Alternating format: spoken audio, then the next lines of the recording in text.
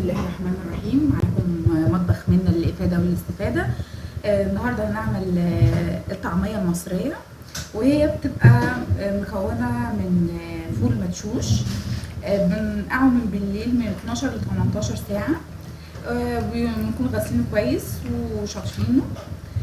تاني حاجة معانا كرات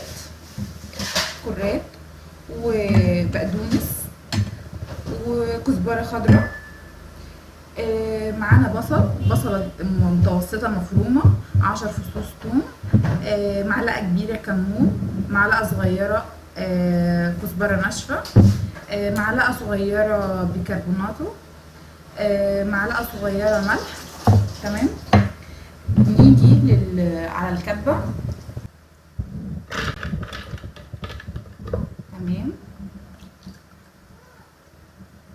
حطينا البصل والثوم، ونحط الخضار.